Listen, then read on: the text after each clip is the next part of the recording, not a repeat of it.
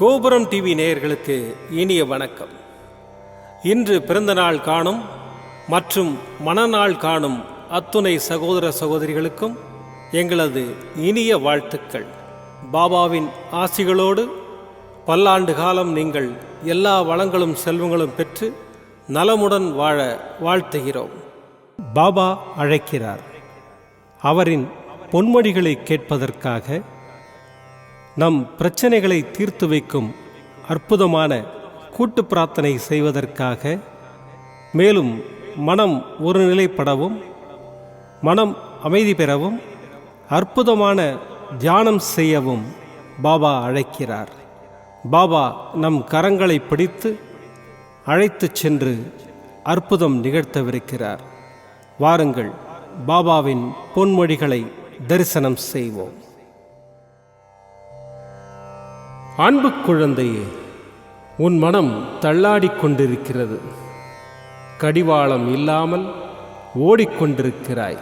என்றாவது ஒரு நாள் விடியும் என்று காத்திருக்கிறாய் அல்லவா? நீ அனுபவித்து வரும் துயரங்களில் இருந்தும் கடினமான சூழ்நிலைகளில் இருந்தும் விடுபட துடிக்கிறாய். கவலைப்படாதே, மாற்றங்கள் நடக்கப் போகிறது. இனி வரும் காலங்களில் உன்னை பாராட்டி பெருமைப்படுத்தப் போகிறார்கள். நீ விரும்பிய வாழ்க்கையை வாழப்போகிறாய். உன்னுடைய தோற்றங்கள் புது பொலிவுடன் அனைவரும் கவரும்படி இருக்கும். உன்னை தேடி அனைத்தும் வரப்போகிறது. நல்ல பெயரோடும் நல்ல புகழோடும் வசதி வாய்ப்புகளோடும் நீ வாழப்போகிறாய். எதை பற்றியும் யோசிக்காதே. உனது எதிர்காலத்தை நான் நிர்ணயித்து விட்டேன். நீ எப்படி வாழ வேண்டும் என்பதை நான் எழுதி கொண்டிருக்கிறேன். உன்னை அனைத்திலும் சிறந்து விளங்கும்படி செய்வேன். உன்னோடு நான் இருப்பதை உணர்ந்து கொள்ளும் நேரம் வந்துவிட்டது. என்னை சாதாரணமாக நினைத்து விடாதே. நான் அனைத்தும் அறிந்தவன். எப்போது நீ என்னை தேடி வந்து நானே சகலமும் என்ற நம்பிக்கையில் உனது வாழ்க்கையை ஒப்படைத்தாயோ, அக்கணமே உன் பாவங்கள் மறைந்தது. இனி கலங்காதே. எந்த சூழ்நிலையிலும் உன்னை நான் கைவிட மாட்டேன். உன் அப்பா சாயிருக்கிறேன். எதற்கும் கலங்காதே. ஓம் சாய்ராம். பாபாவின் அற்புதமான பொன்மொழிகளை தரிசனம் செய்தோம். அடுத்த நிகழ்வு கூட்டு பிரார்த்தனை. நம் மனநலன் சார்ந்த பிரச்சனைகளுக்காகவும் உடல் நலன் சார்ந்த பிரச்சனைகளுக்காகவும் மற்றும் நம் அனைத்து விதமான பிரச்சனைகளுக்காகவும் சாய்நாதரிடம் கூட்டு பிரார்த்தனை செய்வோம். வாருங்கள், இந்த அற்புதமான கூட்டு பிரார்த்தனையை செய்வோம். பிரார்த்தனாஷ்டகம். 8 பிரார்த்தனைகள். சாந்தமான மனம் கொண்ட சாயிநாதரே, அறிவின் சிகரமே, அன்புள்ளம் கொண்டவரே, கருணை கடலே, உண்மையின் இருப்பிடமே, மாயை என்னும் இருளை அகற்றுபவரே, ஜாதி மத பேதங்களுக்கு அப்பாற்பட்டவரே, எங்களின் புரிந்து கொள்ளும் திறமைக்கு அப்பாற்பட்டவரே, அன்பின் இருப்பிடமே, ஷீரடி வாழ் இறைவனே, என்னை காப்பாற்றும், என்னை காப்பாற்றும். ஞான சூரியனே, ஞானத்தை வழங்குபவரே, பக்தர்களின் மனங்களில் உலவிடும் பரமஹம்சரே, அனைத்து நன்மைகளுக்கும் காரணமானவரே, தங்களை சரணடைந்தவரை காப்பவரே, படைக்கும் தொழில் புரியும் பிரம்மாவும் காக்கும் கடவுளான விஷ்ணுவும் நீங்களே. 3 உலகங்களையும் யுகங்கள் முடிவில் தன்னுள் ஐக்கியமாக்கிக் கொள்ளும் ருத்திரனும் தாங்களே. நீங்கள் இல்லாத இடம் இந்த பூமியில் ஏது? எல்லாம் அறிந்த இறைவன் நீங்கள். எங்கள் எல்லோரின் இதயங்களிலும் வசிப்பவரும் நீங்களே. எனது எல்லா குற்றங்களையும் மன்னிக்க வேண்டும் என்று வேண்டி கேட்டுக்கொள்ளுகின்றேன். அலை அலையாய் தொடர்ந்து வரும் சந்தேகங்களையும் மனமயக்கங்களையும் போக்குவீராக. நீங்கள் கோமாதா, நான் பிறந்த இளங்கன்று. நீங்கள் சந்திரன், நான் சந்திரகாந்த கல். தங்கள் பாதங்கள் கங்கை நதி. பணிவுடன் இந்த தாசன் உங்கள் பாதங்களில் தலை வணங்குகிறேன். உங்கள் கைகளை என் தலைமீது வைத்து ஆசை கூறுங்கள். என் கவலைகளும் துன்பங்களும் பறந்தோடட்டும். இந்த கணு தங்களின் தாசன். இந்த 8 துதிகளையும் கூறி நான் உங்களை சாஷ்டாங்கமாக நமஸ்கரிக்கின்றேன். எனது பாவங்கள் துன்பங்கள் மற்றும் ஏழ்மை நிலை இவை யாவும் உடனடியாக விலகி ஓடட்டும். ஓம் சாய்ராம், ஓம் சாய்ராம், ஓம் சாய்ராம். அற்புதமாக கூட்டு பிரார்த்தனை செய்தோம். பாபா நம்முடைய கோரிக்கையை ஏற்று நிச்சயமாக நமக்கு அற்புதங்களை செய்வார் என்பது சத்தியம். இனி கண்களை மூடி பாபாவை மனதில் நிறுத்தி பாபாவின் அற்புதமான சக்தி வாய்ந்த மந்திரத்தை அனுபவிப்போம். தசரத புத்ராய வித்மஹே சீதா வல்லபாய தீமஹி தன்னோ ராம பிரச்சோதயாத். தசரத புத்ராய வித்மஹே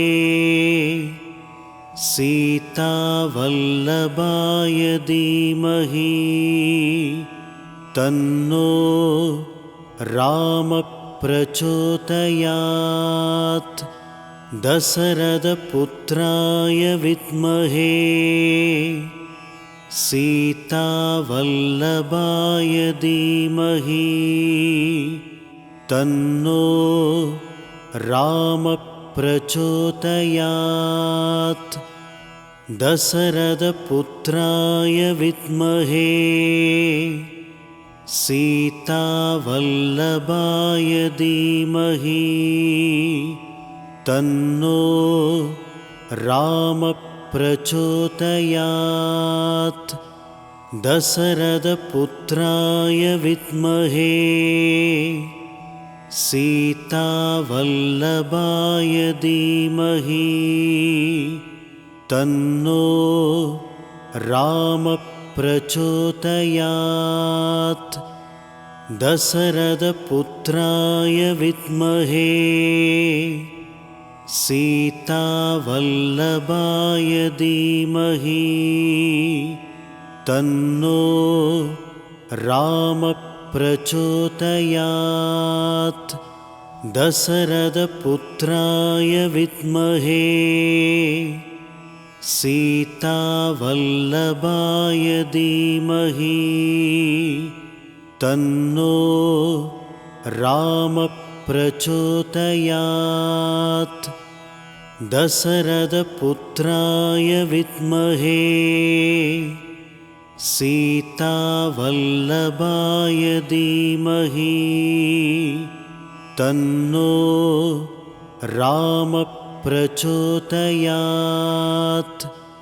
தசரத புத்ராய வித்மஹே சீதா வல்லபாய தீமஹி தன்னோ ராம பிரச்சோதயாத். தசரத புத்ராய வித்மஹே சீதா வல்லபாய தீமஹி தன்னோ ராம பிரச்சோதயாத். தசரத புத்ராய வித்மஹே சீதா வல்லபாய தீமஹி தன்னோ ராம பிரச்சோதயாத். தசரத புத்ராய வித்மஹே சீதா வல்லபாய தீமஹி தன்னோ ராம பிரச்சோதயாத். தசரத புத்ராய வித்மஹே சீதா வல்லபாய தீமஹி தன்னோ ராம பிரச்சோதயாத். தசரத புத்ராய வித்மஹே சீதா வல்லபாய தீமஹி தன்னோ ராம பிரச்சோதயாத். தசரத புத்ராய வித்மஹே சீதா வல்லபாய தீமஹி தன்னோ ராம प्रचोदयात् दशरथपुत्राय विद्महे सीतावल्लभाय धीमहि तन्नो रामः प्रचोदयात् दशरथपुत्राय विद्महे सीतावल्लभाय धीमहि तन्नो रामः प्रचोदयात् दशरथपुत्राय विद्महे सीतावल्लभाय धीमहि तन्नो रामः प्रचोदयात् दशरथपुत्राय विद्महे सीतावल्लभाय धीमहि तन्नो रामः प्रचोदयात् दशरथपुत्राय विद्महे सीतावल्लभाय धीमहि तन्नो रामः प्रचोदयात् दशरथपुत्राय विद्महे सीतावल्लभाय धीमहि तन्नो रामः प्रचोदयात् दशरथपुत्राय विद्महे सीतावल्लभाय धीमहि तन्नो रामः प्रचोदयात् दशरथपुत्राय विद्महे सीतावल्लभाय धीमहि तन्नो रामः प्रचोदयात् दशरथपुत्राय विद्महे सीतावल्लभाय धीमहि तन्नो रामः प्रचोदयात् दशरथपुत्राय विद्महे सीतावल्लभाय धीमहि तन्नो रामः प्रचोदयात् दशरथपुत्राय विद्महे सीतावल्लभाय धीमहि तन्नो रामः प्रचोदयात् दशरथपुत्राय विद्महे सीतावल्लभाय धीमहि तन्नो रामः प्रचोदयात् दशरथपुत्राय विद्महे सीतावल्लभाय धीमहि तन्नो रामः प्रचोदयात् दशरथपुत्राय विद्महे सीतावल्लभाय धीमहि तन्नो रामः प्रचोदयात् दशरथपुत्राय विद्महे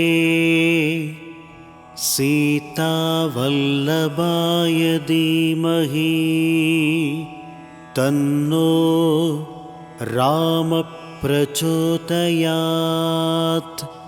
दशरथपुत्राय विद्महे सीतावल्लभाय धीमहि तन्नो रामः प्रचोदयात्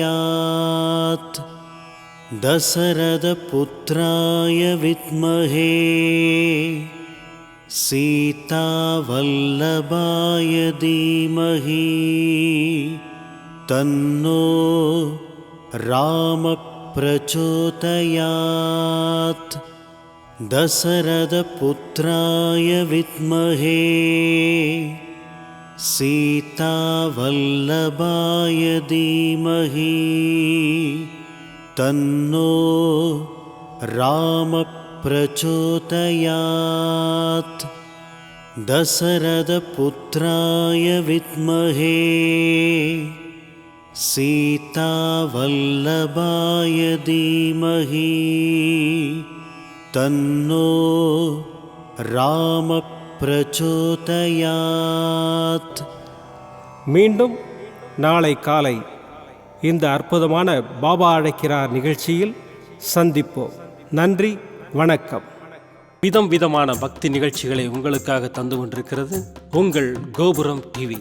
உங்களுக்கு பிடித்த நிகழ்ச்சிகளை லைக் செய்யுங்கள், உங்களுக்கு பிடித்த மாணவர்களுக்கு ஷேர் செய்யுங்கள்.